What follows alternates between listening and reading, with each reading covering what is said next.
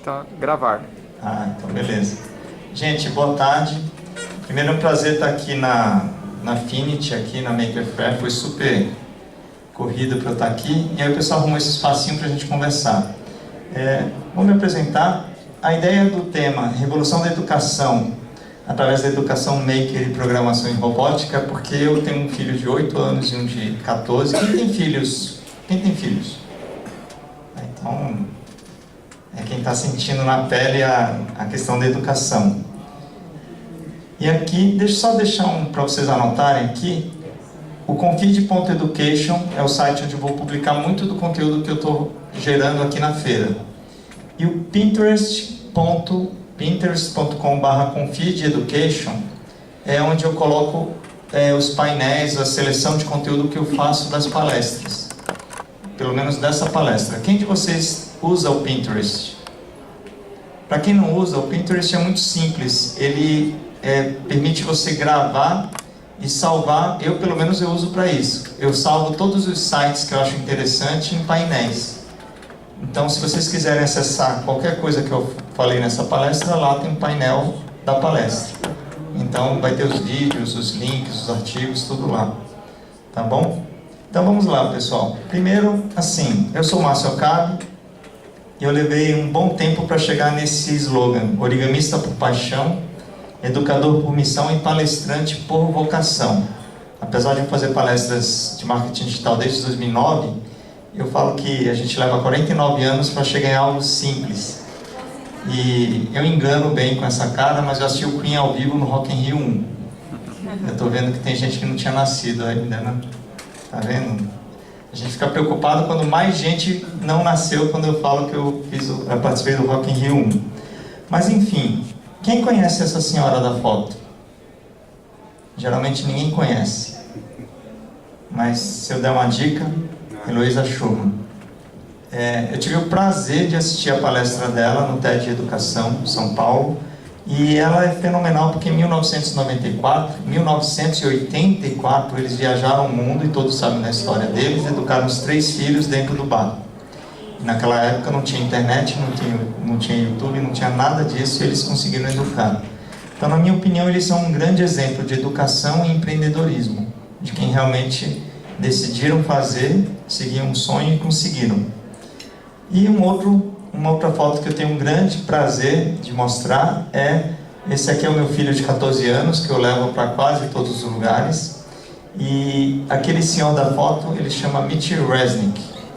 Ele é um inventor do Scratch. O Scratch é um dos softwares de educação para criança mais populares na área de programação visual. Quem já conhece o Scratch?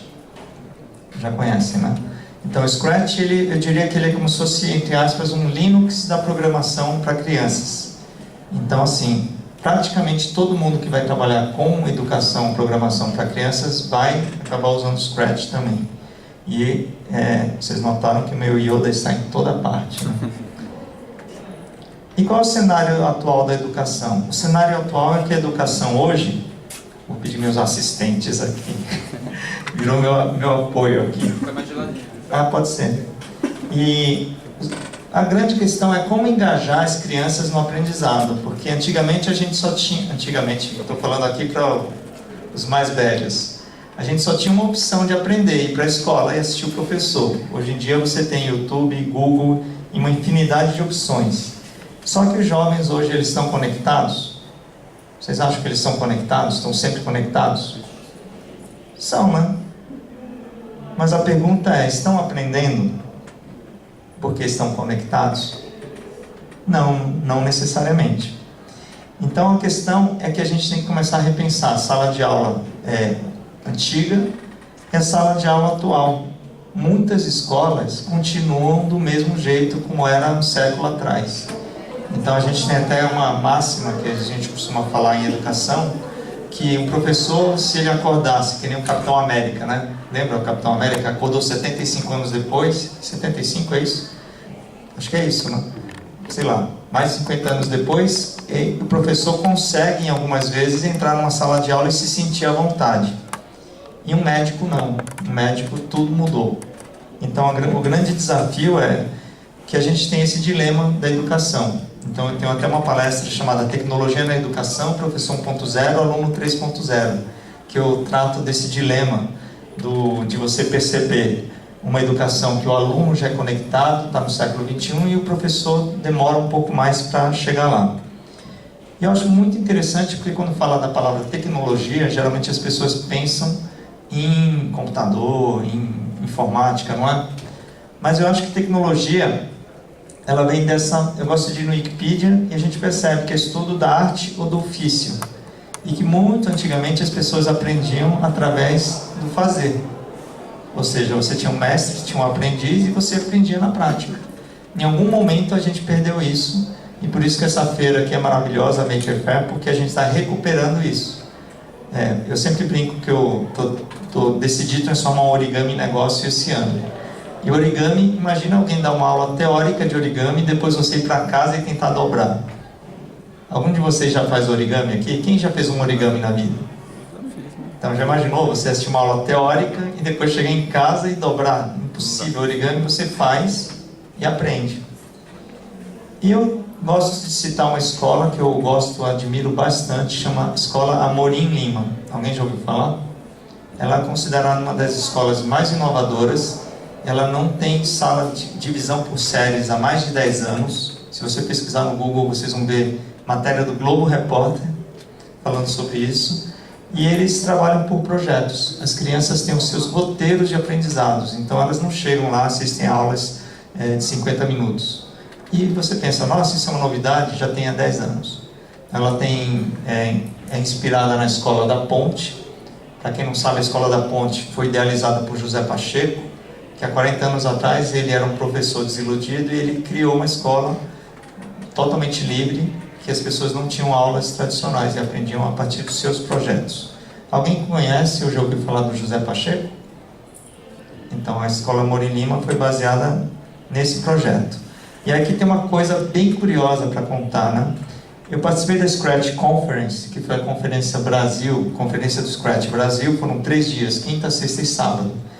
E aí eu estava tentando ir para a Escola Amorim Lima, infelizmente não vai dar porque teria que mudar de bairro lá em São Paulo, aí tem uma logística que nem tudo na vida a gente consegue encaixar.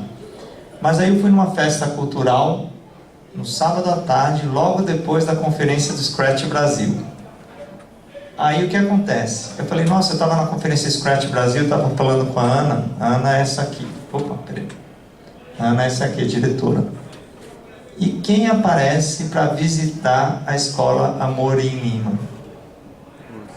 O Mitch Resnick e o Andrew. O Andrew é o super programador, é o cara que realmente programa o Scratch. Então os dois, depois de uma conferência de 3 dias, eles foram conhecer a Escola Amorim Lima. Daí a gente, acho que uma imagem fala mais do que 1000 palavras, né? Então, eles foram conhecer essa escola, então foi super bacana você ver as crianças que programaram o Scratch na Feira Cultural, mostrando para os próprios criadores do Scratch o trabalho que eles fizeram. Então foi fenomenal. Melhor ainda que eu gravei um monte de vídeo que está na minha fila de edição de vídeo. Eu tenho uma fila de edição de vídeo assim, de vários eventos. Eu estou até com medo desse evento, né, os vídeos que eu estou gravando. Então qual é o desafio? O mercado de trabalho, a área de TI está cada vez sim mais crescendo. Está crescendo o número de oportunidades. A gente pode ver pela Affinity.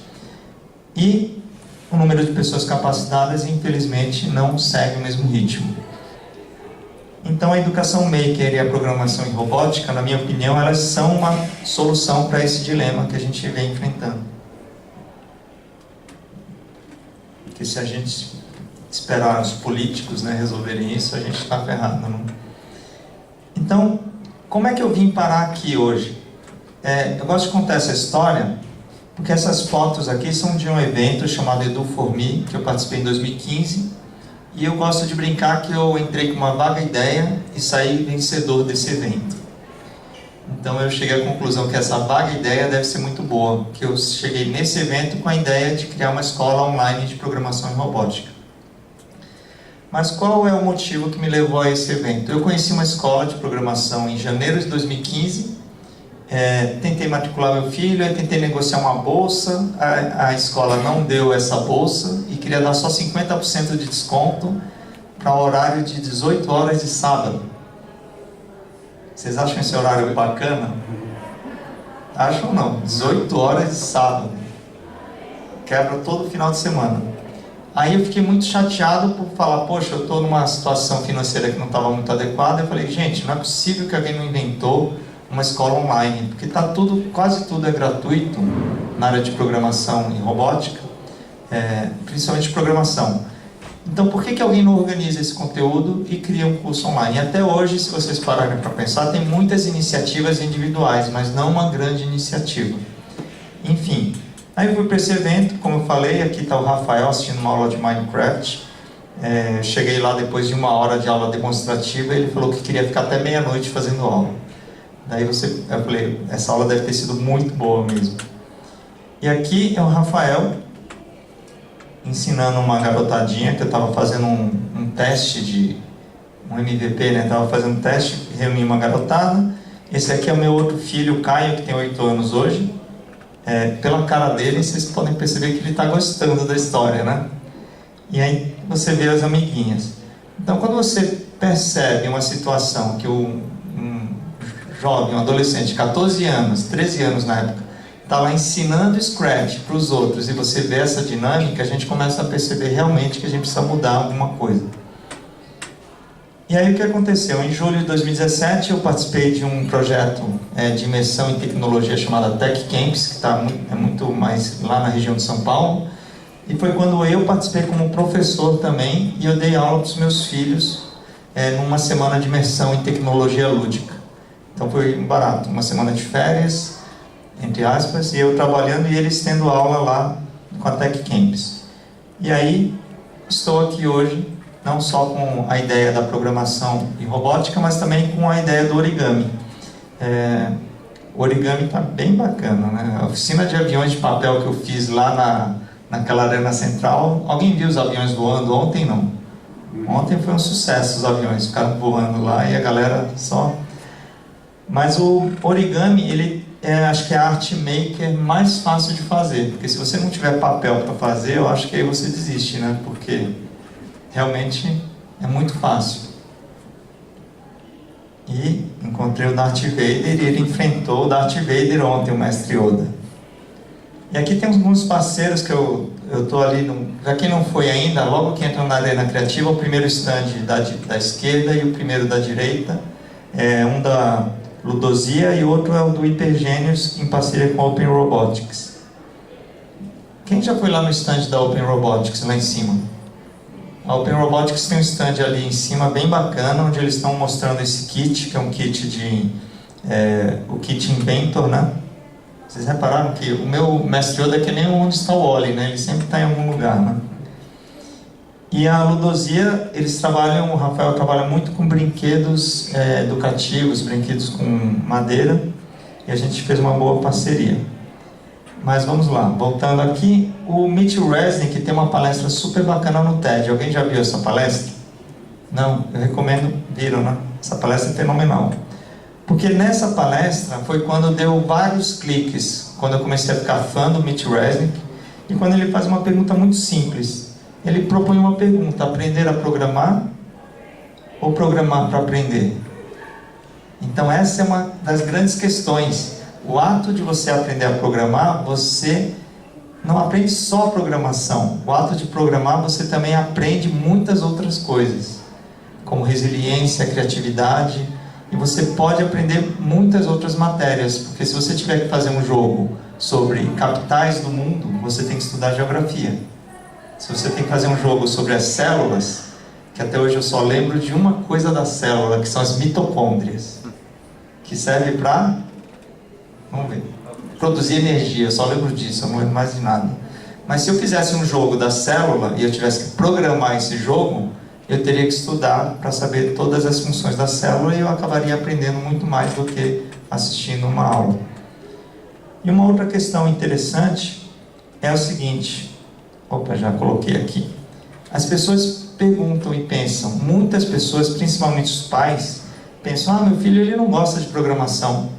ele gosta de futebol, ele gosta de artes, mas então eu acho que eu não vou colocar na escola de programação porque ele não gosta de programação. A pergunta é, fazendo uma analogia com o inglês, para que você aprende inglês? Para que a gente aprende inglês? Para ser intérprete? Comunicação. Para comunicação. A gente não aprende inglês para ser intérprete ou para ser tradutor. Pode até ser que seja, mas a gente aprende para se comunicar e para abrir um novo universo. Porque sem inglês você tem acesso a muito menos informação. Agora, a programação é a mesma coisa. Quando você aprende a programar, quando aprende robótica, aprende o maker, você acessa muito mais coisas além do que você imagina. Eu falo isso porque quando era adolescente, eu era bem tímido. Aliás, eu não contei essa história da minha vida. Eu sou um japonês baiano, tímido. Então eu não pulava carnaval, eu tinha maior vergonha. E aí virei palestrante. Mas uma das estratégias que eu tinha para quebrar o gelo era fazer origami e dar para as pessoas. Aí eu aprimorei bastante essa estratégia com o Yoda. Então origami é interessante, porque quando a gente aprende qualquer coisa, programação, robótica e maker, você cria estratégias para você desenvolver criatividade, resiliência, trabalho em equipe. E aí a gente começa a entender o movimento maker. Eu adoro essa frase, parece trava-línguas, né? É fazendo que se aprende a fazer aquilo que deve se aprender a fazer. É muito bacana porque essa frase inspira a gente a lembrar, né? Quando a gente fica muito na teoria, quem de vocês tem um hábito de estudar e fala assim, não, mas eu sou perfeccionista? Quem é meio assim? Quem se sente meio perfeccionista aqui? Algumas pessoas. Se bem que aqui numa feira maker é mais difícil a gente achar pessoas assim, né? Afinal a gente está numa feira maker, que as pessoas são de fazer. Mas o que acontece é que o movimento maker e o fazer tem essas siglas que alguns de vocês devem conhecer, que é ciência, tecnologia, engenharia, artes e matemática. Então isso é o que as escolas estão em busca de levar isso para os alunos, porque sem isso a gente não consegue resolver problemas. Porque no final das contas, para que a gente vai para a escola? A gente deveria ir para a escola, né? Porque as escolas estão muito mais focadas no vestibular muitas vezes do que nisso. Na verdade, a nossa vida é resolver problemas. Tô certo? A gente chegou aqui, aliás, contar a história, né? A sala não estava dividida, eu já cheguei e falei, caramba, que confusão. E aí, vamos lá resolver, né? Então, a gente tem ciência, tecnologia, engenharia e matemática, e tudo isso para resolver um problema. Mas esse problema tem que vir de quem? De quem vocês acham que tem que vir um problema? Do professor?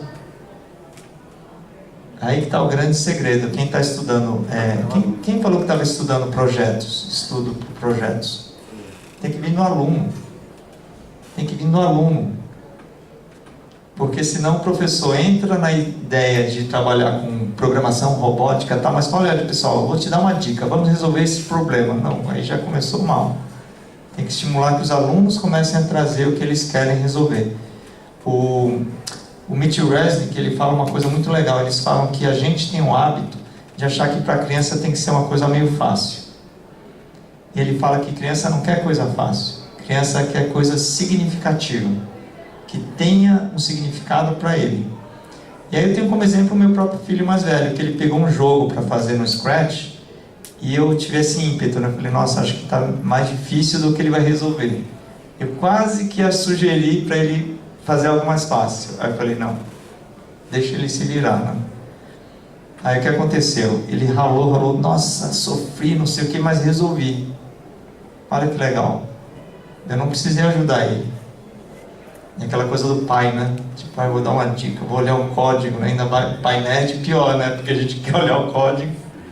Aí eu falei, não, deixa ele resolver. Então a gente tem os 4 pilares da aprendizagem criativa. Deixa eu ver aqui. Que é, caramba, o tempo tá voando. Que são os projetos, os pares, a paixão e o play. Que o play não tem uma tradução tão direta, porque não é só brincar. O play é a liberdade de explorar, de você testar, de você errar. Então você tem projetos, que é partir dos projetos dos alunos. Pares, que é assim, você tem que trabalhar em pares. E quando fala de pares, tem uma situação interessante, tem uma palestra fenomenal do Paulo Blinkster, que ele é de Stanford, que eu assisti no YouTube, e a palestra foi tão boa. Sabe aquela palestra que você assiste e depois volta para o início e assiste de novo, para anotar os pontos legais? Ele falou que lá em Stanford eles fizeram um teste de dividir em pares. Queria até fazer uma pesquisa com vocês. O que é usual quando você divide alunos em pares, ou até a gente, adultos, e coloca um computador para 2? Geralmente, quem fica com o computador? Quem sabe mais ou quem sabe menos? Quem sabe mais. Usualmente, vai ser a dupla que vai render, né? Certo? Agora, na pesquisa, o que é que eles descobriram? Que quando você colocava 2 alunos que manjam muito juntos, óbvio que o rendimento é alto. Quando você colocava 2 que são rendimento baixo juntos, o rendimento é baixo, né? Aí tá meio óbvio, né? Mas quando você colocava o aluno que rendia mais, que sabia mais, para ficar com o computador, junto do aluno que rendia menos, adivinha? O nível de rendimento da dupla caía próximo de 2 alunos que rendem pouco. E quando você colocava o aluno que rendia menos, pilotando, liderando ali, conduzindo o mouse, computador, o rendimento dos 2 ia próximo de 2 alunos que rendem muito. Qual a conclusão que eu saquei, pelo menos para mim? É que aí você é obrigado a ensinar o outro. Você não pode pilotar o mouse, você tem que ensinar o outro que está ali. E eu fiz esse teste em casa com o meu filho mais novo e a priminha dele que não sabia o Scratch. Eu falei, Caio, larga esse mouse. E ele querendo pegar o mouse, né? Larga o mouse. Deixa a Luísa pegar o mouse. Ela pilota e você orienta. Meu, batata. Depois eu voltei lá, tava lá os 2 e ela fazendo tudo direitinho. Então, trabalhar em pares. Paixão, que é realmente buscar o que você gosta. Está aqui o meu exemplo dos origamis. E play, que é você ter a liberdade de explorar. Então, uma rede muito bacana para vocês se conectarem é a rede de aprendizagem criativa. É uma rede que nasceu de um projeto, se eu não me engano, da Fundação Lehman. Eles selecionaram uns 8 finalistas, 8 projetos que iam receber apoio, só que sobraram assim, uns 200 projetos. Aí, a partir dessa iniciativa, eles criaram uma rede de aprendizagem criativa, que é aprendizagemcriativa.org. Por favor, se conectem, porque é fenomenal a quantidade de informações bacanas que tem lá. E aqui algumas tecnologias que vocês precisam conhecer para quem não está tão familiarizado. O Scratch, como eu falei, é o do gatinho, é fenomenal. Aqui foi quando eu comecei a fazer em casa meu MVP. E tem na Udemy eu coloquei um curso gratuito de Scratch, bem básico, bem simples, mas entrem lá e divulguem, né? Curso de Scratch, está ali, curso de Scratch na Udemy. Para quem não conhece o Scratch, vou passar um pouquinho do vídeo aqui, um gatinho simpático.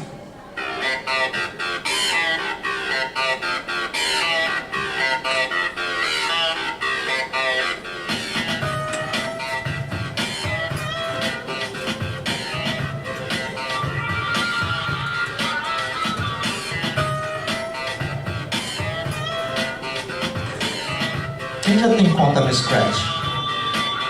Gente, quem não tem conta, vocês vão abrir uma conta hoje, certo? Lição de casa. E olha como é fácil. É só visual, você coloca, põe o gatinho para movimentar.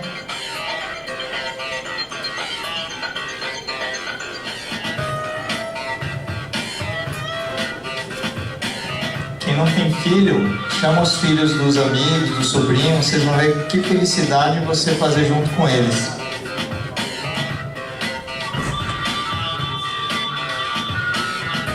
Uma coisa legal do Scratch é que tudo é compartilhado e tudo que você vê, quase tudo que você vê do outro, você pode abrir o código, remixar e colocar na sua conta.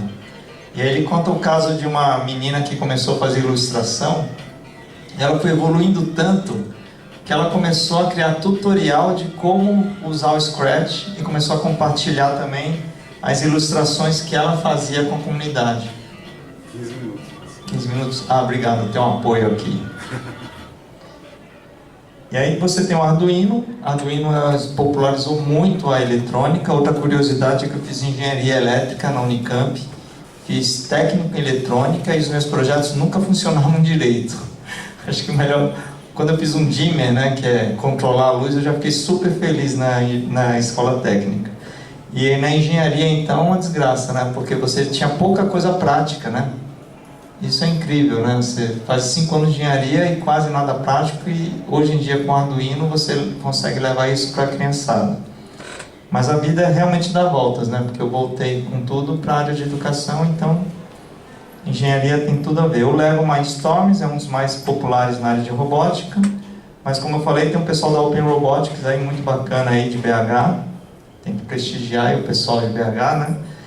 O Make é não sei quem já viu o Make é uma interface que você consegue colocar massinha, banana, e a partir da interface ela faz a comunicação e você pode criar as interfaces usando praticamente qualquer material. O Minecraft Education, eu fiz um curso com o Neil, também ganhou um Yoda, todos os palestrantes ganham Yoda, né? Ele é o especialista em Minecraft da Microsoft, a gente fez um curso com ele. O único problema da Minecraft é que exige o Windows 10, então você tem uma limitação de plataforma, né? E o Tinkercad, quem usa o Tinkercad? Tinkercad é para modelagem 3D. Aqui tem outra história muito legal, né? O Caio é meu cobaia, né? O Caio agora está com 8 anos. Eu falei, Caio, se vira aí, né? Aí não falei nada. Fiz a conta para ele e falei, se vira. Aí eu sei que eu virei pro lado e ele falou, pai, fiz um negócio aqui. Tudo bem que estava só com menos pirâmide, depois ele lotou de pirâmide. Mas em 15 minutos já tinha ali umas 3 pirâmides do Egito, umas bolinhas, sei lá, e estava escrito Egito lá na tela. Eu falei assim, caramba, então é fácil mesmo esse Tinkercad. Então ele é muito bacana para fazer modelagem 3D e é um dos softwares que dão saída para as impressoras 3D, né? Quem não viu ainda, essas fotos são da feira, tá? Aqui da Arena Criativa, tem um pessoal aqui ali logo na entrada, que tem uma parte de impressão 3D, eles dão curso de impressão, eles dão curso para você montar uma impressora 3D. Vocês viram esse stand? Vocês viram não? Quem viu? Então dá uma olhadinha logo na entrada ali, tem um pessoal da Sempra. E lá dentro, lá na área de fora, tem outro pessoal de modelagem 3D também. Acho legal que tem um iodinho aqui, né? Eu sempre coloco ele junto. O meu Yoda ficou bem melhor, cá entre nós, né? Ficou bem melhor que esse branquinho aqui. E uma outra coisa muito interessante é a questão da computação cognitiva. Hoje em dia tem uma grande tendência de equipamentos que se conectam ao Watson. O Watson é o supercomputador lá da IBM. E esse brinquedinho aqui, o que ele faz? Ele se conecta ao Watson, conversa, e quando a criança conversa, ele responde de forma inteligente. Inteligência artificial na veia, né? Quer dizer, você cria uma outra forma de interação com os brinquedos. Como chama esse brinquedo? Chama, né, é o Dino. É só você procurar Dino da Watson, aí você vai achar. Realidade virtual, inclusive eu trouxe um óculos desse aqui, quem quiser depois, hoje ou amanhã, eu trouxe um óculos desse da Binóculos, vocês podem ver alguns conteúdos dele super legais. Mas aqui na feira também, lá em cima, tem um pessoal com games, né? Então, para quem jogou telejogo era só 2 pininhos assim, você jogar um game de realidade virtual é outra história, né? E também realidade aumentada, também tem um pessoal lá no stand lá de fora, inclusive aqui é o Gás, né? Um pessoal, olha que bacana esse projeto. A partir da realidade aumentada, você usa um objeto que ele carrega o aplicativo de realidade aumentada e você consegue ter esse tipo de interação. E quando eu falo de origami, eu gosto de pensar o seguinte, né? O origami em si, ele parece que é uma peça que falta alguma coisa, mas quando você começa a colocar uma base, alguma estrutura, aí que ele ganha um valor, certo? Concorda? E essa história dessa bolachinha é interessante, porque eu nunca tinha feito um corte em cortadora laser. Em 1 hora eu fui no Mundo Maker, lá em São Paulo, aprendi como usar o software e fiz um corte a laser. Quem de vocês já usou cortadora laser aqui? Não? Aqui tem o Faz Makerspace, né? Inclusive, coloquei aqui. Tem o maior trabalho de fazer palestra em lugares que eu fico tentando fazer usando quem está aqui. Então, Faz Makerspace, adoraria ter tempo de ir, mas não vai dar tempo de conhecer. Mas vocês que estão aqui, por favor, vão lá e façam pelo menos a primeira, qualquer trabalho para aprender como sai um produto de corte a laser, porque é uma das grandes tendências é esse tipo de trabalho, mão na massa, você vai lá e fazer. E o origami, já estamos aqui chegando no final. A minha ideia com origami é muito além dos objetos de origami em si. Por exemplo, a NASA utiliza técnicas de origami para você fazer um satélite economizar espaço quando você vai mandar os painéis solares. E quem faz a consultoria para a NASA é um cara chamado Robert Lang. Ele trabalhou na NASA, hoje ele é origamista, ele vive só disso, ele tem essa palestra no TED também fenomenal. E eu fiz uma entrevista com o Robert Lang. Gastei um pouquinho do meu inglês, mas deu para quebrar o galho. E ele deu um apoio para a campanha do origami. Hi, I'm Robert Lang. I'm an origami artist, and I am supporting my friend Marcio Okabe in his bid to develop a marketplace to support origami in Brazil and around the world. Good luck, Marcio. Palmas, né, pessoal? Legal. O cara, ele falou my friend, vocês ouviram. E a gente começa a fazer os testes desse tipo de origami. Esse origami, por exemplo, chama origami flecha. O origami flecha é esse que dá essa dinâmica de abrir e fechar. E esse aqui é esse aqui, que vocês podem passar aí. É só brincar assim, ó.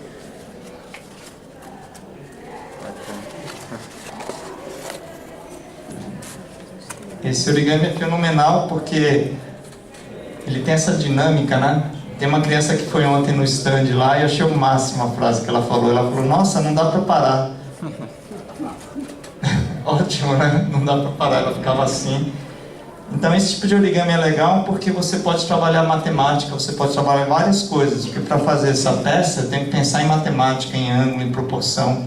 E aí você pode usar isso de uma forma muito interessante. Aqui foi a primeira Maker Fest que eu participei em São Paulo. E uma coisa super legal, maravilhosa, que eu descobri, preciso comprar esse kit. Tem um kit que transforma um avião de origami de papel em um drone. Eles lançaram isso e eles têm uma versão que era só com o celular e a versão mais top deles, ele faz o controle com o óculos. Então ele só faz assim e ele dirige o avião. Na próxima Maker Fair eu já estarei com um desse aqui. E aí o Origami Experience, pessoal, é o seguinte, como eu falei, eu fui no TED de São Paulo, eu fui no Colégio Degraus, eu fiz um trabalho muito bacana. Quem trabalha com colégio aqui? Que tem um cliente, como cliente colégio, né? Quem mais? Mais ninguém? Vocês não tinham? Que é a pessoa que dava, ele saiu. Então, eu fiz um trabalho lá, que eu fiz a palestra e depois a gente fez a atividade com os pais. Fez uma coisa super simples. Aliás, fica uma dica para vocês fazerem como atividade, quem vai trabalhar com educação, que eu não dei aula de origami. Eu fiz essa palestra, depois a gente tinha esse papel para todo mundo, distribuí uma folha A4 e a galera pirou. Tinha gente que fazia anos que não brincava com o filho. E a pessoa fez ali em 15 minutos um avião de papel, junto com o filho, e depois você vê como é fácil resolver. Como é fácil a gente fazer uma atividade que pode engajar as pessoas. E para finalizar, para a gente poder ter tempo para um bate-papo, queria compartilhar algumas frases. Uma que eu gosto muito, que é do Rubem Alves: as escolas que são gaiolas e as escolas que são asas. Eu acho que essa educação, essa programação em robótica para crianças são as asas que a gente não teve quando a gente estudou nas escolas, né? E um agradecimento aos meus pais. Minha mãe é professora, eles moram na Bahia. E meu pai se aposentou esse ano com 51 anos de Petrobras. Que é um orgulho, né? Se imaginar alguém se aposentar com tanto tempo de empresa. Mas é fato que Daqui para frente, as pessoas vão ter vários trabalhos ao longo da vida. Eu acho que a revolução da educação através do tema programação e educação maker é que a gente possa ter várias carreiras gerando vários negócios ao longo da vida. E eu vou passar um vídeo bem rapidinho, 5 minutinhos.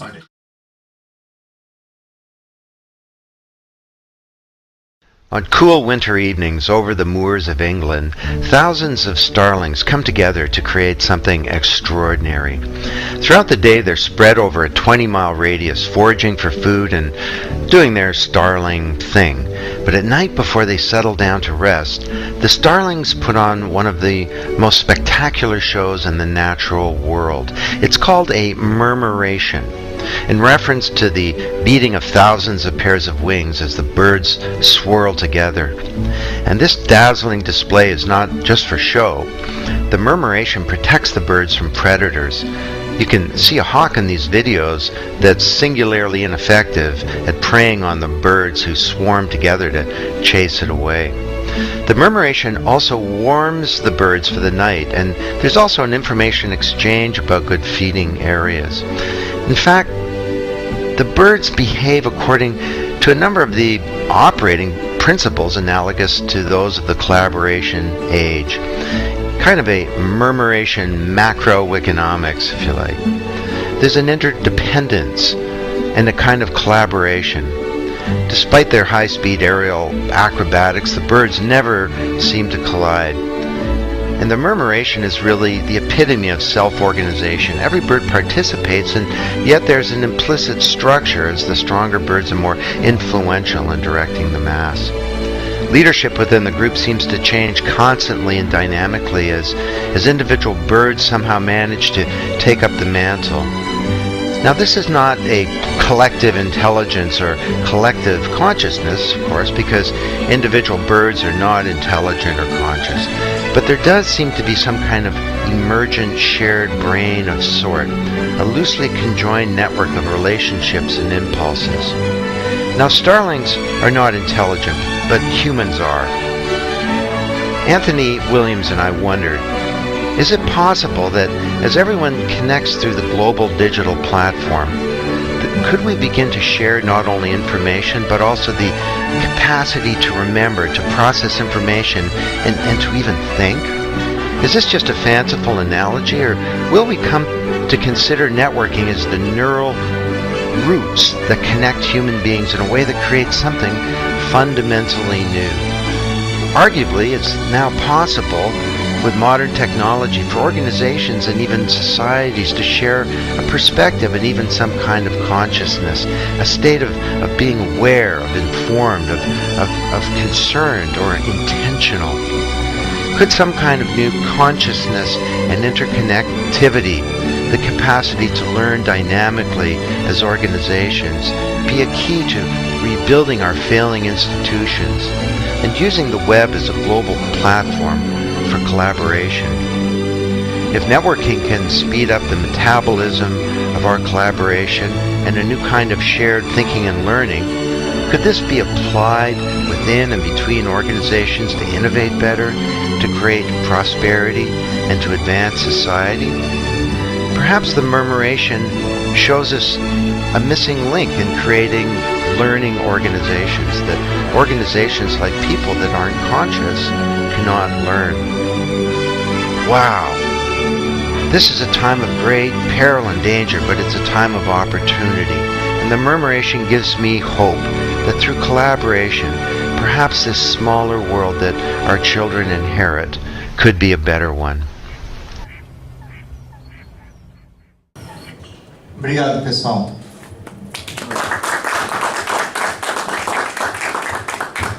Eu adoro esse vídeo. Fazia tempo que eu não via e eu achei que tinha... Pode parar.